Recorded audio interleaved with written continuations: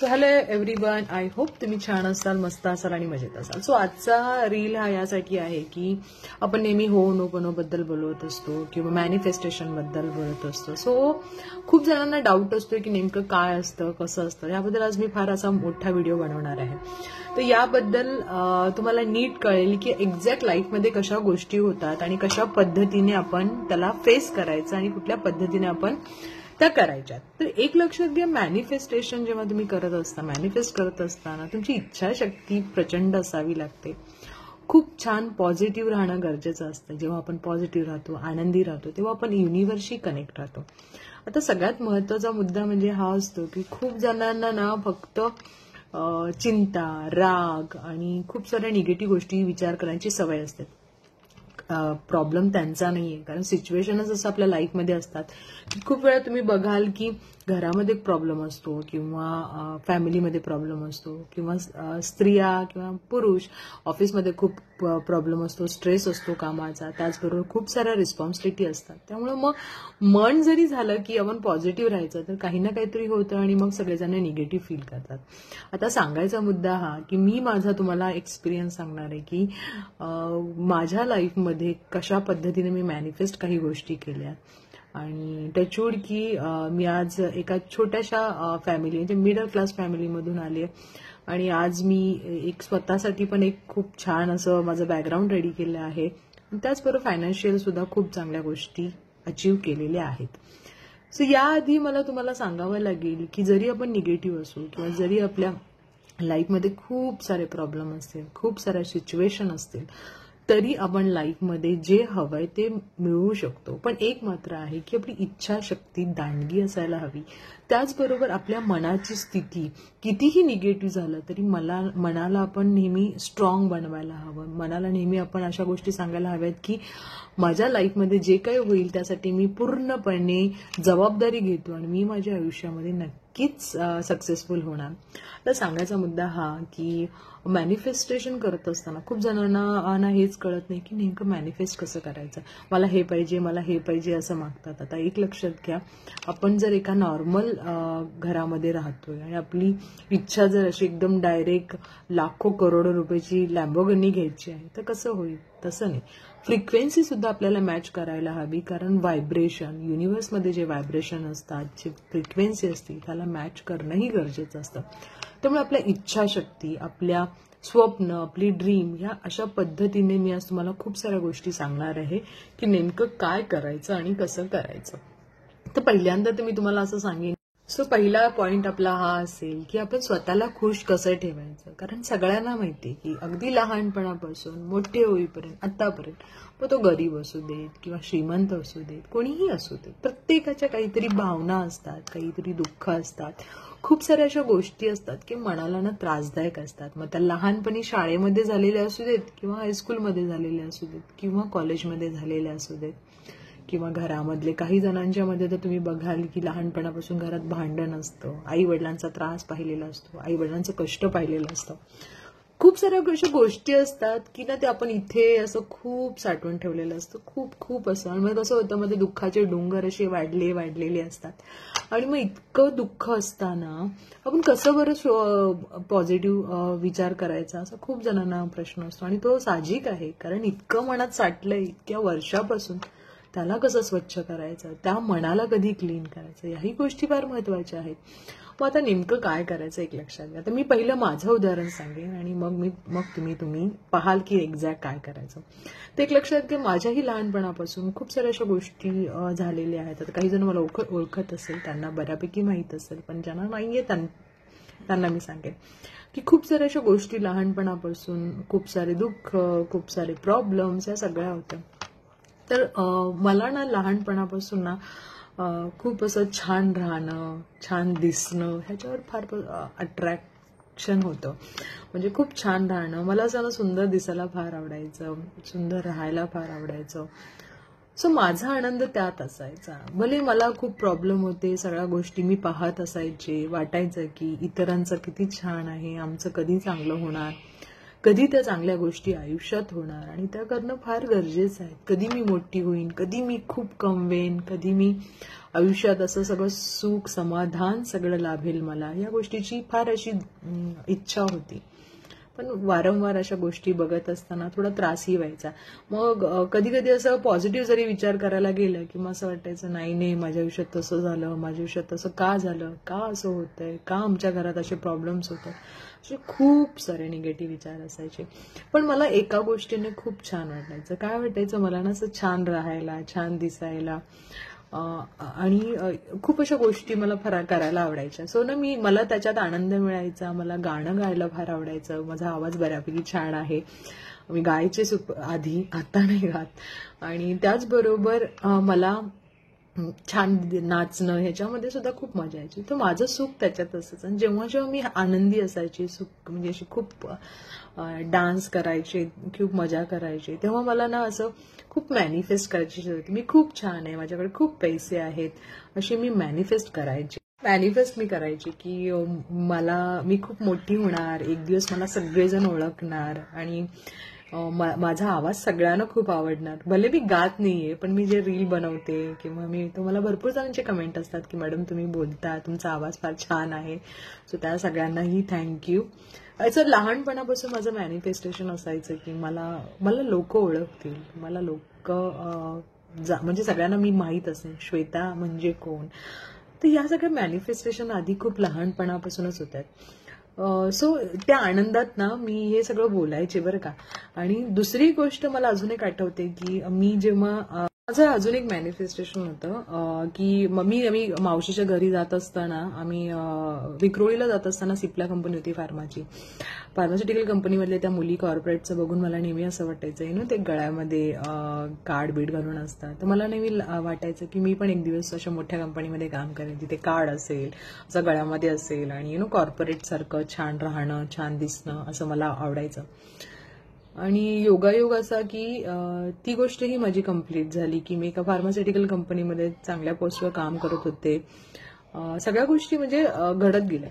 तेव्हा मला अंदाज आला की मी ज्या गोष्टी मागते त्या कम्प्लीट होतात. आणि ह्या तर मेन 2 होत्या, बाकीच्या तसं छोट्या मोठ्या खूप मागितलेल्या होत्या. त्यामुळे असं कळालं की मी जे गोष्ट मागते ते युनिव्हर्स ऐकतं आणि या गोष्टी म्हणजे कम्प्लीट होतात. तर ही काय आहे, ही कुठली एनर्जी आहे की ज्या सगळ्या गोष्टी मला हव्यात त्या मला मिळतात. आणि हे मला लहानपणीच जाणवलेलं की माझ्या गोष्टी कम्प्लीट होतात.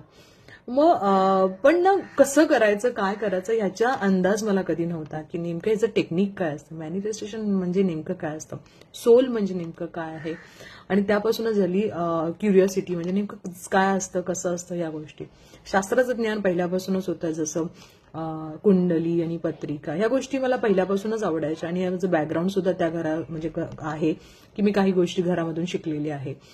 सो या गोष्टी असल्या कारणाने ना मला एक माहित होतं की युनिव्हर्स आपलं ऐकतं, पण ते कधी ऐकतं, कशा पद्धतीने ऐकतात हे मी तुम्हाला सांगेन. तर एक लक्षात ठेवा की जसं मी म्हटलं की खूप सारी दुःख आहेत, खूप सारी संकट आहेत, पण त्यावेळेला आपण ज्या गोष्टी मागतो त्या कधीच कम्प्लीट होत नाहीत. कारण खूप सारं निगेटिव्ह आपल्या मनामध्ये असतं.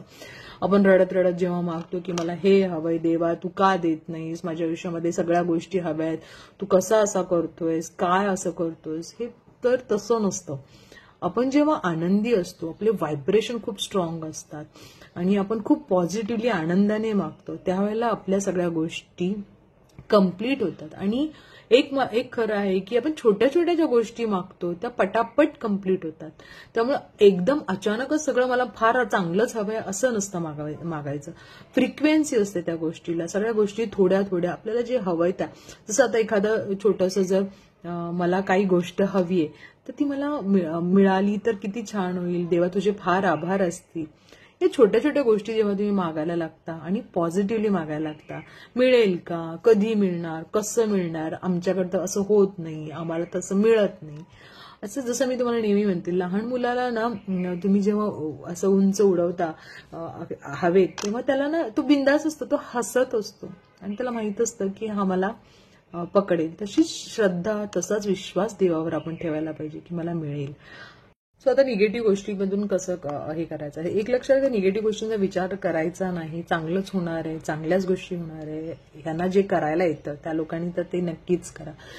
काही जण खूप स्ट्रॉंग असतात. ठीक आहे, आताचं वाईट झालंय तर वाईट झालंय, पण ठीक आहे, माझ्या आयुष्यामध्ये नक्कीच चांगलं होणार आहे. माझा देवावर अपार विश्वास आहे आणि सगळ्याच गोष्टी माझ्यासारख्या होणार आहे, कारण तो माझ्या सोबत आहे. असा जेव्हा तुमच्याकडे ठाम विश्वास असेल तर चांगलंच होतं. पण ज्यांना करता येत नाही अशा लोकांनी नेमकं काय करायचं, तर मी नेहमी सांगत असते, हो, ओपोनोपोनो ही एक प्रेयर आहे. जसं मी नेहमी सांगते की ते करत जा. तर मी तुम्हाला सांगते की जसं ॲज युजल की आपण खूप चांगलं असतो, पण सगळ्याच वेळेला चांगला नसतो ना. मग असाच एक काळ होता माझा की मी त्यावेळेला थोडीशी विसरलेले.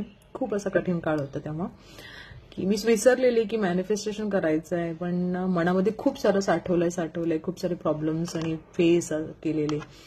सो मला जाणवलं की मी माझ्या सोलला, माझ्या आतमधला जो आत्मा आहे त्याला मी फार दुखवलेला आहे. माझ्याकडे भरभरून आहे, सुख आहे, समृद्धी आहे, हुशारपण आहे, सगळ्या गोष्टी, पण मी निगेटिव्ह गोष्टींचा इतका मारा केलेला आहे की तो आत्मा माझा नसा ओझ्याखाली पूर्ण दबलेला आहे.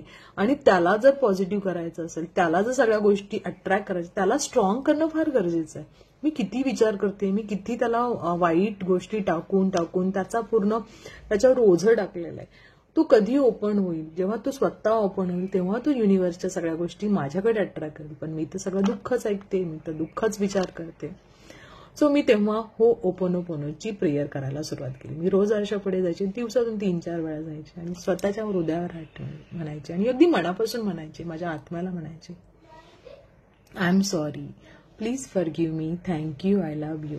मी थोडक्यात असे म्हणायचे की माझा जो आतमधला आत्मा आहे, मी किती त्रास दिलाय त्याला, मी किती दुःख त्याला देते, मी त्याचा कधी विचारच करत नाही. माझं मनापासून मी तुला सॉरी म्हणते, मला माफ कर, माझं तुझ्यावर अत्यंत प्रेम आहे. थँक्यू सो मच की तू माझ्या म्हणजे तू मला हे केलंस, माझ्या शरीराला तुने चूज केलंयस आणि इतकं सुंदर शरीर मला तू दिलंय, इतका छान आवाज दिला, सगळ्या गोष्टी छान दिलेल्या आहेस, तुझे फार फार आभार. जेव्हा मी अशी स्वतःला रोज आरशापुढे म्हणायला लागले तेव्हा अचानकपणे असं मला रडू यायला लागलं. मला असं खूप वाईट वाटायचं की मी किती त्रास दिला माझ्या आत्म्याला. खूप काही ना पटणार नाही, पण या सगळ्या गोष्टी माझ्याशी झाल्यातल्या मी तुमच्याशी क्लिअर करते. सो या गोष्टी करून नंतर ना मला स्वतःमध्येच एक स्वतः वेगळं असं फील व्हायला लागलं, खूप छान वाटायला लागलं आणि पुन्हा मी सुरुवात केली माझ्या मॅनिफेस्टेशनसाठी. मग मला ज्या ज्या गोष्टी हव्या होत्या त्या मी सगळ्या हळूहळू मागायला सुरुवात केल्या आणि योगायोगाने सगळ्या गोष्टी माझ्या पहिल्या सुद्धा कम्प्लीट होत होत्या आणि आता अति जास्त पद्धतीने आणि पटापट कम्प्लीट व्हायला सुरुवात झाली. सो मग मी मॅनिफेस्टेशनला सुरुवात केली आणि मॅनिफेस्टेशन जेव्हा सुरुवात केली मग अशा खूप साऱ्या गोष्टी माझ्या आयुष्यामध्ये ज्या हव्या होत्या मला, जे माझे ड्रीम असायचे, जसं मला फार आवडायचं की मला हे हवं, मला ते हवं, एकदम लक्झरियस लाईफ आणि सगळ्या गोष्टी, त्या सगळ्या गोष्टी मी मॅनिफेस्ट करायला सुरुवात केली. मी माझं असं बुक आहे, त्या बुकमध्ये मी लिहायला सुरुवात केली. मी अजूनही लिहिते, अजूनही माझ्या मनामध्ये ज्या छोट्या छोट्या गोष्टी असतात त्या मी लिहिते, मॅनिफेस्ट करते.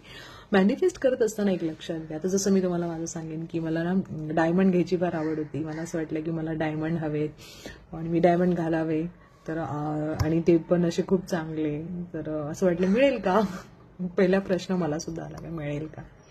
म्हणजे मला खात्री आहे युनिव्हर्सची की माझ्या आयुष्यामध्ये जे काय असेल ते नक्की मिळेल आणि मी तो मिळवण्याचा प्रयत्न सुद्धा करेन.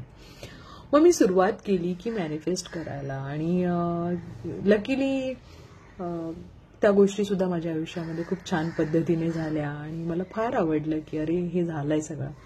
सांगायचा मेन हेतू आहे की आपण ज्या ज्या गोष्टी हव्या त्या आपण लिहायच्या. मग 369चं टेक्निक आहे, 5 to 55 असं आहे, म्हणजे 5 दिवस तुम्ही 55 वेळा त्या मॅनिफेस्ट तुम्ही लिहून काढू शकता. तुम्ही बोलू शकता की या गोष्टी मला, आणि विचार करा मला या गोष्टी मिळालेल्या आहेत. आणि मॅनिफेस्ट करत असताना कुठलीही गोष्ट तुम्हाला जी मागायची असते ती तुम्हाला मिळाली आहे आणि मी ती मिळून फार हॅप्पी आहे. या गोष्टी फार महत्वाच्या असतात आणि सोडून द्यायचं ते आपल्याला कधीही मिळेल. मी मध्ये पण तुम्हाला सांगितलं की मी दुबईची ट्रिप मागितलेली, कारण मी जसं सांगितलं की माझं एक स्पेसिफिक होतं, कारण इंडियन फूड आणि लहान बाळ ह्यानुसार मी दुबई चूज केलेलं, कारण मला तिकडे जायचं होतं. पण माझ्या मुलीचा थोडासा प्रॉब्लेम होता की तिचं ट्रॅव्हल होईल का, लहान आहे, तिला जमेल का, त्यामुळे आम्ही छोटीशी ट्रिप हे केलेली. मी सोडून दिलं की मी आणि म्हणजे मी आणि माझी फॅमिली दुबईला गेलेली आहे आणि मी फार मजा केलेली आहे, थँक्यू गॉड या सुंदर ट्रिपसाठी, असं मी लिहून काढलेलं. आणि ती जसं मी सांगितलं की मी 88 पोर्टलच्या वेळेला ते केलेलं होतं. काही म्हणजे आणि यावेळेला कसे व्हायब्रेशन असं म्हणजे 88 पोर्टल म्हणतो, 33 पोर्टल म्हणतो, 99 पोर्टल म्हणतो, या सगळ्या गोष्टी फार महत्वाच्या असतात की या गोष्टी केल्याने आपल्या आयुष्यामध्ये सगळ्या गोष्टी पॉसिबल होतात. सो असं लिहून काढायचं आणि सोडून द्यायचं की युनिव्हर्स मला करेल. आणि नेहमी असं इमॅजिनेशन करायचं, अरे वा हे मला मिळालेलं आहे, अरे वा या गोष्टी माझ्या आयुष्यात झालेल्या आहेत. जेव्हा आपण पाहतो, हॅपी राहतो आणि शंका करत नाही. खूप जणांना खूप शंका असतात, मिळेल का, कसं मिळेल, माझं मिळतच नाही, दुसऱ्यांचे मिळतंय. आपलं लाईफ आपण वरती लिहून आणलेलो आहोत, त्यामुळे माझ्या आणि हे बघा कुणालाच नाही असं नाही, सगळ्यांना भरभरून दिले, पण कुणी कसं पॉझिटिव्ह राहतं आणि कशा पद्धतीने वागतं हे आपल्यावर आहे. आय होप तुम्हाला माझा व्हिडिओ आवडला असेल. नक्की लाईक करा.